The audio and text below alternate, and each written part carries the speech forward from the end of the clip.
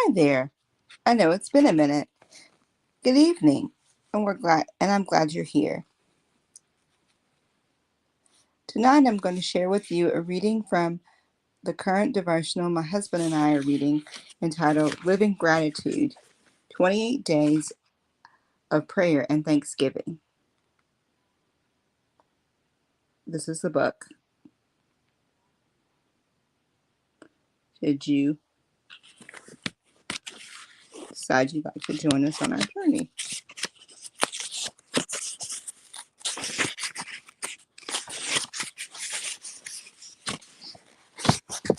Start with day 1.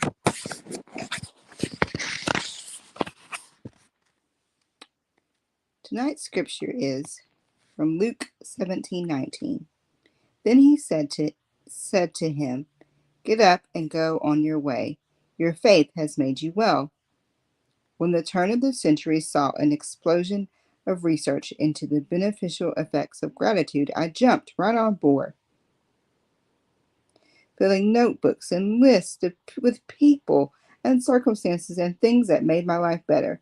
It seemed that the science was confirming the old "count your blessings" adage.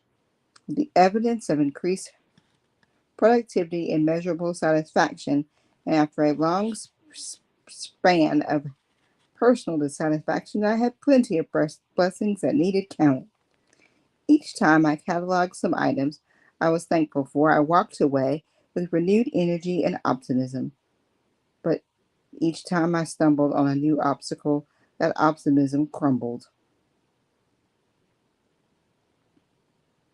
Between lists, I was only one flat tire, one broken sub pump, or one toddler melting down away from ingratitude.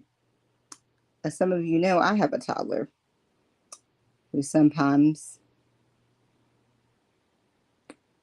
can be a challenge, or sometimes it's just fighting sleep. In the midst of my uncertainty, I came across Luke's account of Jesus and the 10 lepers who roamed the borderland between Samaria and Galilee, displaced from their homes and families by Levitical law. Although they come from inimical cultures, they cry out to Jesus in uniform despair. When Jesus responds, sending them on their way, sending them to priests for inspections, the men found themselves restored along the way. When the healing dissolves the suffering that had united them, the 9 men who continued to ward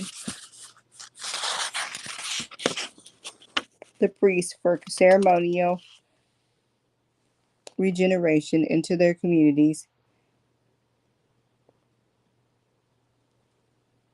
don't seem to miss the one Samaritan who hurries back to Jesus. My heart went out to those 9 men who finished their journey with the priests. After all, they were obeying the command of the healer. The Samaritan who returned had abandoned his obedience to follow his own impulses, hadn't he? On the other hand, maybe he recognized the healer as the true priest, and his cries of gratitude, for which Jesus calls praise, reflect his wholehearted faith in God, in a God who outlasts every temple. Falling at the feet of Jesus, the restored Samaritan is commended for his faith. When I finished the story and looked back through my gratitude list, I noticed how the common thread connecting my blessings was that there was no net effect on me. I had become skilled at telling what I was thankful for. I had entirely neglected how to direct my gratitude towards the one I was thankful to. Like the 9 lepers, I had inhabited my healing with no further regard for the healer. That afternoon marked a spiritual shift. Instead of propping up on my continuous contentment with lists of things that made me happy, I slowly began to thank God directly for creating and sustaining me, for designing and loving my family, for diffusing for diffusing the pink light into an innumerable sunrise, or for inventing the possibility of song.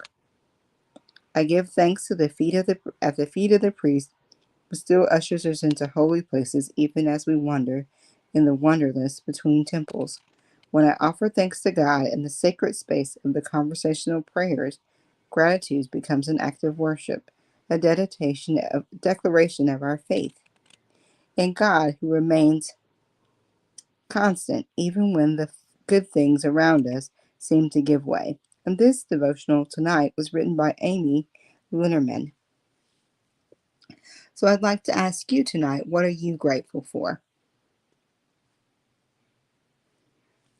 I tonight am grateful for rest, grateful that my toddler is sleeping soundly, grateful that I have a place to lay my head. What about you? Drop a note in the comments. What are you grateful for? If you like what you see, feel free to tune in again soon as we continue our reading of Living Gratitude. Thanks and have a blessed night. We'll see you soon.